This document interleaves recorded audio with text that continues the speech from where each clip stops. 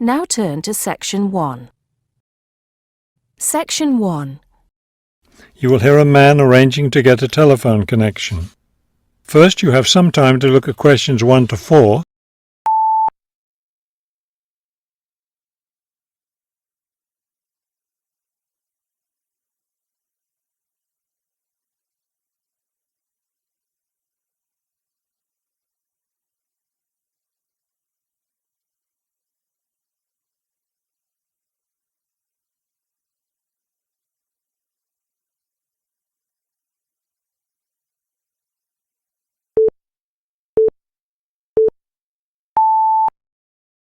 Now we shall begin. You should answer the questions as you listen, because you will not hear the recording a second time. Listen carefully and answer questions 1 to 4. This is the ClearPoint Telephone Company Customer Service Office. My name is Ms. Jones. How may I help you? Yes, I'm moving and I'd like to arrange to have a phone line installed. Of course. Let me get some information from you first. May I have your name, please? It's Kramer, Harold Kramer. And would you spell your last name for me, please? Kramer. M-E-R. Got it. Okay. Could I have the address where you'd like to have the telephone connected? That would be number 58, Fulton Avenue, apartment 12. Is that a business or a residence? A residence. It's my new home address. Then the type of phone service you want is residential, not business? Yes, it's for my home. All right, fine. Now, let me get your employment information. Who is your current employer? I work at the Wrightsville Medical Group. Then your occupation is doctor? No, I work for the doctors. I'm the office manager. Before you hear the rest of the conversation, you have some time to look at questions 5 to 10.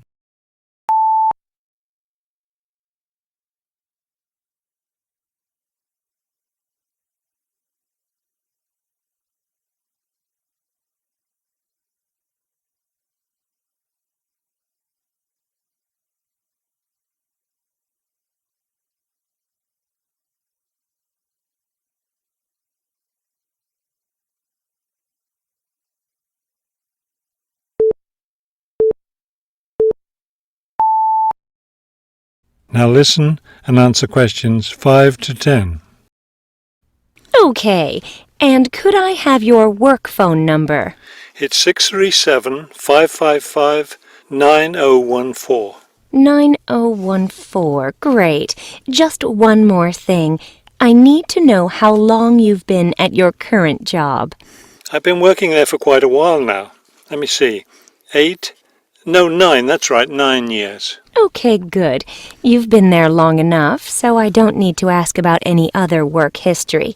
Now, in addition to our basic phone service, we have several special services available. Could you explain them to me? Most customers opt for unlimited long-distance service. It really saves you money if you make a lot of long-distance calls. That sounds like a good idea. Then I'll put you down for long-distance service. Another popular service is voicemail. Voicemail takes all your messages electronically, and all it takes is one simple phone call to retrieve them. Voicemail. No, I don't think so. I have an answering machine to take my messages. It's old, but it still works fine. We also provide internet service if you're interested in that. I am. Please put me down for internet as well as phone service. Right. Okay, I think we're almost finished. I just need to schedule a time for the technician to go to your apartment and do the installation. Let me see. What about next Tuesday? Would that work for you? No, not Tuesday. I'll be at a conference all day. Wednesday would work, though. I'm afraid I won't have any technicians in your area on Wednesday. I could send someone on Friday. That would be fine. What time of day works best for you, morning or afternoon? Morning would be best. All right then, it's on the schedule. Do you have any questions? No, I don't think so. Thank you for calling ClearPoint. That is the end of Section 1. You now have half a minute to check your answers.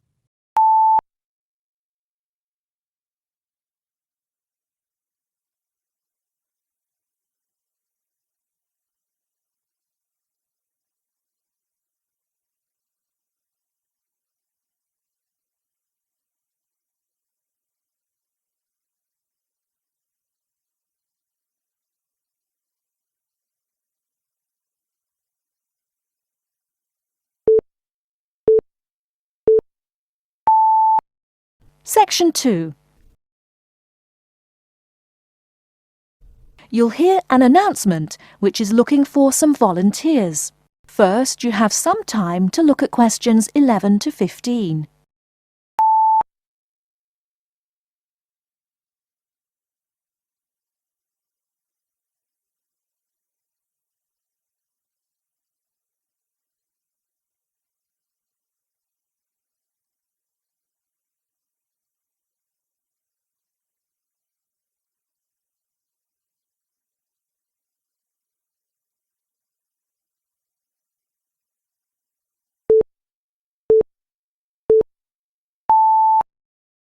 Now, listen carefully and answer questions 11 to 15.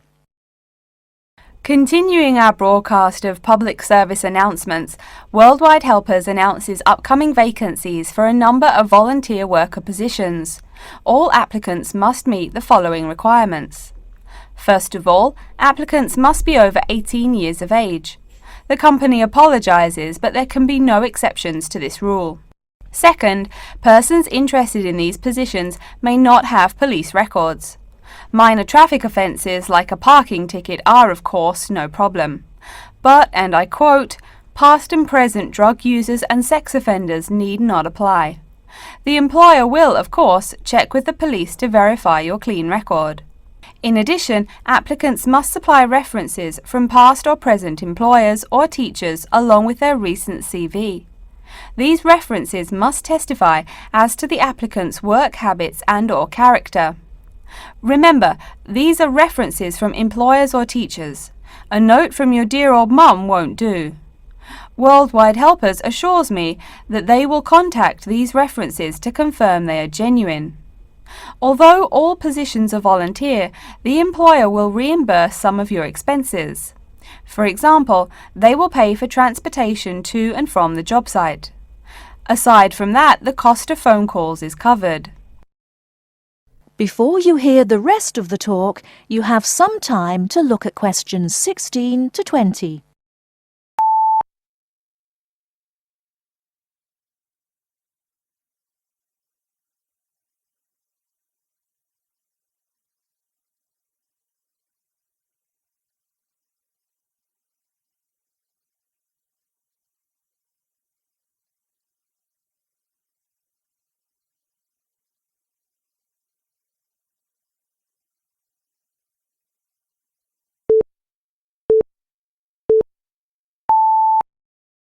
Now listen and answer questions 16 to 20. As for the positions themselves, there are 3 types. The first involves assisting persons confined to wheelchairs. For this position, volunteers must be physically fit and in excellent health. They must be able to lift at least 150 pounds. They should also have a current first aid certificate from the Red Cross.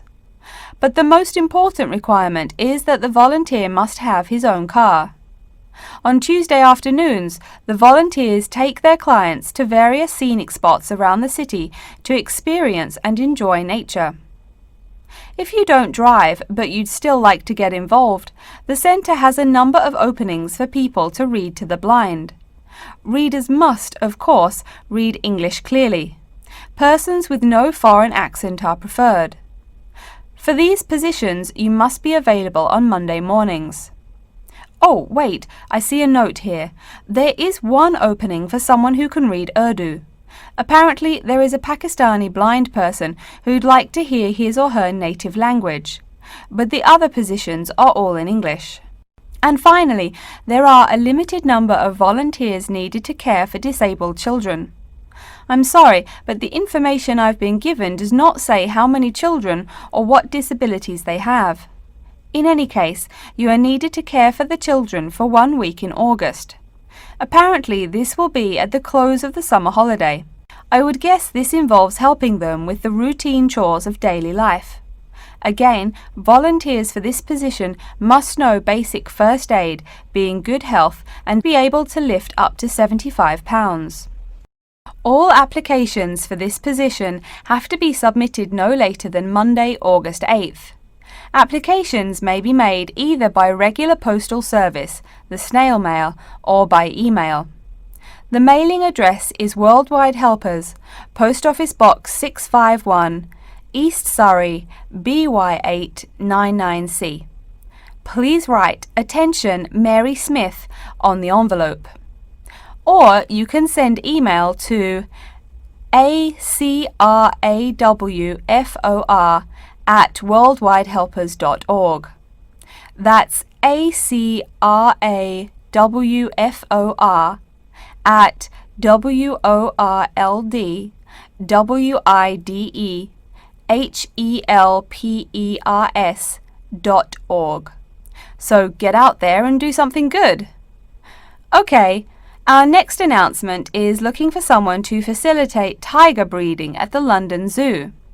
And get this, it's a strictly volunteer position. That means you don't get paid. Oh my God. I'm sorry, ladies and gentlemen, but I just have to laugh. That is the end of section 2. You now have half a minute to check your answers.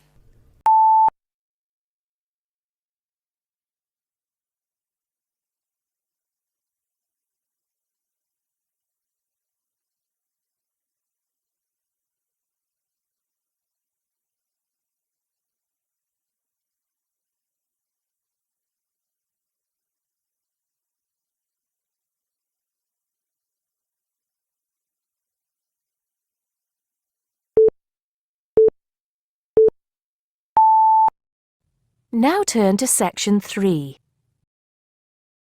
Section 3. You'll hear a conversation between two student teachers talking about art projects. First, you have some time to look at questions 21 to 26.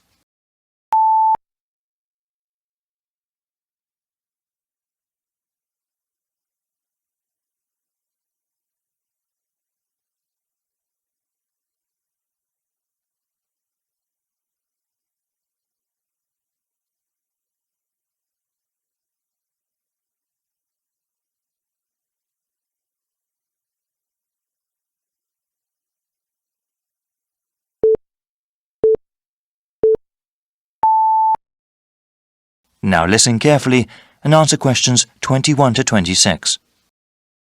Hey, Janice. Hey, Jimmy, what's up? Not much. I'm kind of worried about these lessons we have to plan. I've not worked much with children before.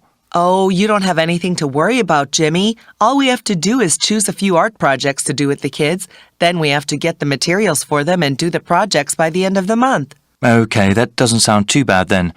Maybe we could get some ideas from online websites.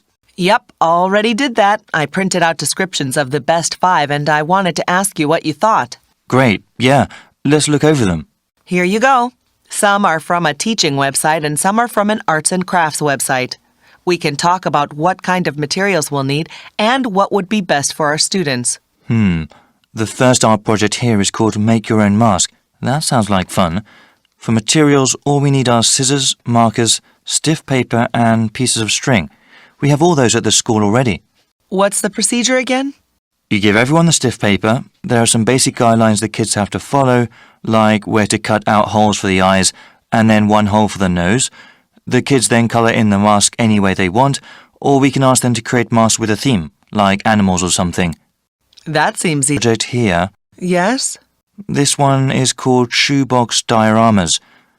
Each student gets a shoebox into the lid.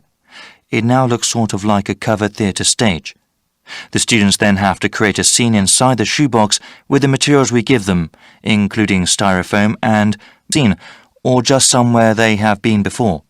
All right, well... Project number 3, we need egg cartons and pipe cleaners. What's a pipe cleaner? Pipe cleaners are basically flexible lengths of metal wire that are furry. They come in all sorts of different colours. They're very useful in crafts. For this project, you take the individual egg holder cups and stick the pipe cleaners in them to make animals. Okay, that sounds interesting. The 4th art project is called Paper Bag Animal. Students can use brown or white paper bags. They decorate these bags with markers or pieces of coloured felt. They decorate the bottom of the bag. When the children put their hands in the bag and hold the bag upright, it becomes a sort of puppet. We'd need quite a few paper bags. Yes, we'd need the small lunch bag kind. The grocery paper bags would simply be too large. Okay, I suppose they would have them available at the corner store. Yes, it's not very green to pack lunches in them, but they're still popular to use. So what do you think of the last project? Well, this fifth project sounds fun. It's called paper mache sculptures. We tear some newspapers into strips and dip them into liquid starch. The kids can choose any object to cover with the strips, like a blown-up balloon. After letting them dry, the kids can decorate the paper mache with paint.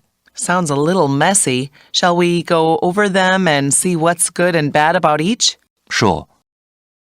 Before you hear the rest of the conversation, you have some time to look at questions 27 to 30.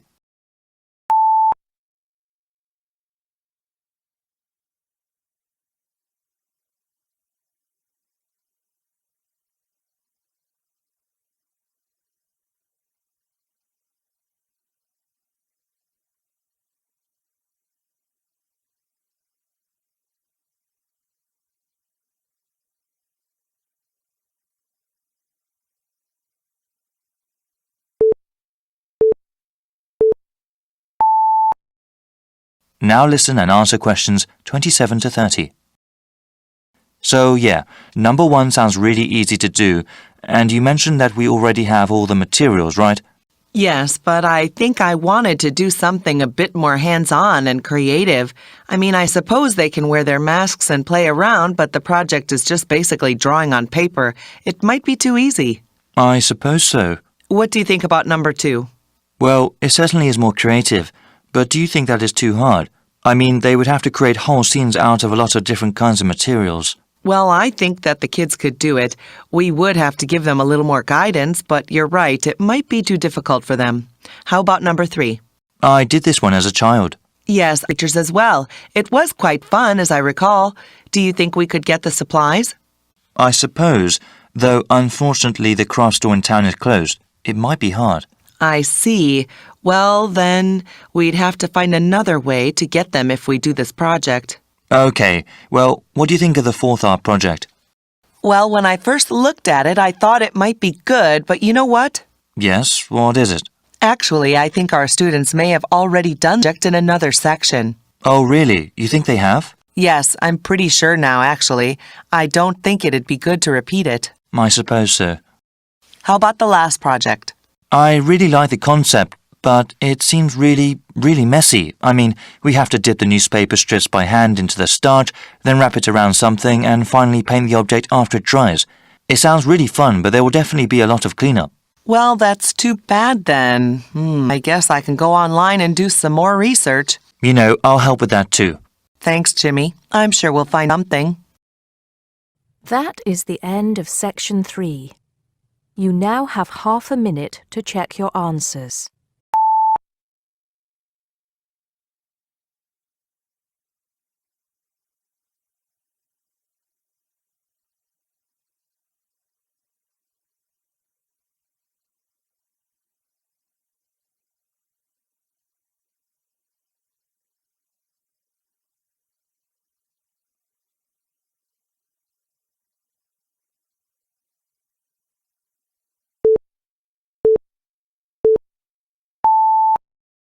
Now turn to Section 4.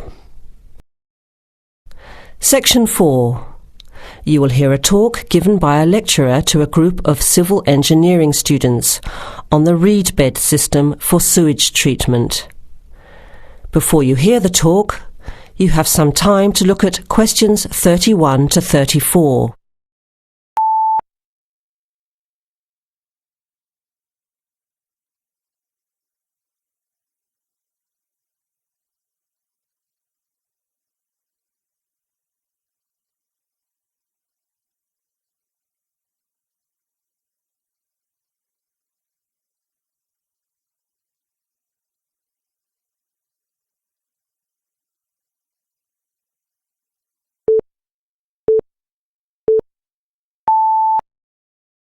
Now listen carefully to the first part of the talk and answer questions 31 to 34.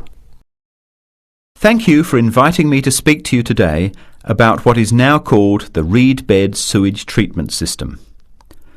This system uses naturally occurring reeds to treat domestic and industrial waste.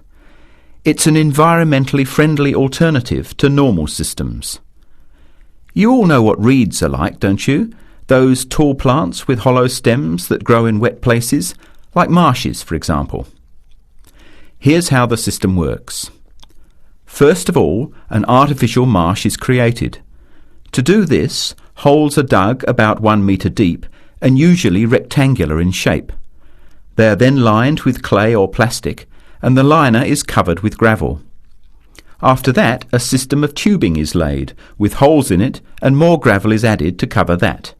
Finally, reeds are planted in the bed.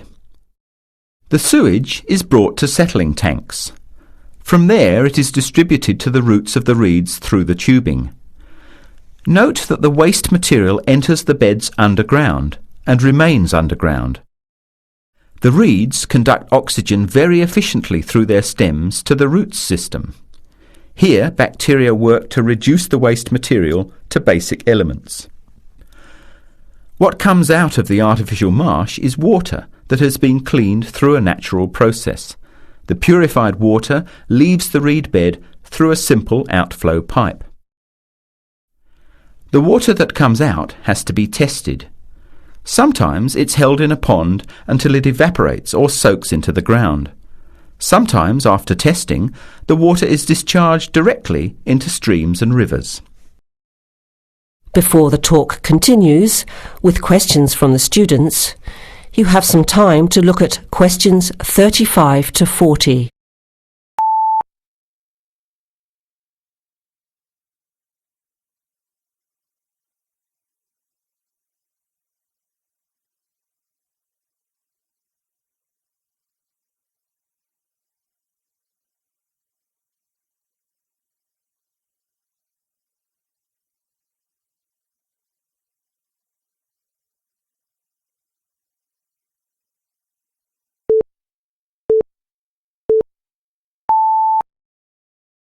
Now, as the talk continues, answer questions 35 to 40.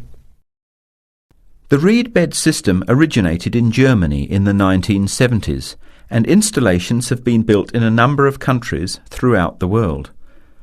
To give you an idea of the size and appearance of a reed bed installation, an area of 3 by 5 metres approximately would be adequate for a single house. It would look like a pond overgrown with reeds. There are cities with 150,000 people in Germany whose entire sewage treatment requirements are served by reed bed installations which extend for 10 to 20 hectares. There are two wonderful environmental advantages. First of all, reed bed systems are natural composters. As time passes, high-grade soil builds up in the beds. The soil can be removed and used for agricultural purposes. Soil produced from waste containing heavy metals would of course have to be tested and the toxic material removed by chemical processes. An additional advantage is that the reed bed can function exactly as a marsh, providing a healthy natural home or habitat for waterfowl and other birds, insects, reptiles and mammals. But there are practical advantages to a reed bed system over existing sewage treatment plants as well. At all levels, the cost is lower than for normal systems. Labour costs are a fraction of the costs of a conventional system. Typically, a large-scale reed bed installation will cost 10% less than a mechanical system. They require little maintenance, and unlike mechanical systems, the efficiency of reed beds increases over time.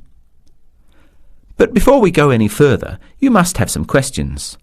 Maybe this sounds too good to be true. That's exactly what I wanted to ask. If these systems have so many benefits, why aren't they more popular? Why don't we see them everywhere? As I said, the technology is now almost 40 years old. Demonstration projects of all types have been built and monitored and are slowly convincing regulators of the advantages of the system. But you have to understand that regulating authorities are by nature conservative and resist change. Typically, there's a lot of opposition to these systems by manufacturers and by everyone involved in maintaining the conventional systems. Reed bed systems require fewer staff to operate, so there would be a decline in the workforce. Therefore, unions would resist the change as well. What happens to reed beds in winter? Does the efficiency decrease? The above-ground part of the plants die back in cold weather, but the roots remain alive and active, and the system continues to work just as effectively in winter. As soon as the weather warms up, new reeds appear and grow quickly. Is there a problem with mosquitoes in these ponds? Well, they're not exactly ponds with standing water. The beds look more like a field covered with long grass. The soil is moist, but not like a swamp, so there would be no more mosquitoes than in any other field. Remember, the effluent enters the beds underground and remains underground. OK, let's get into some of the technical details now, and I'll answer questions as they come up. That is the end of section 4. You will now have half a minute to check your answers.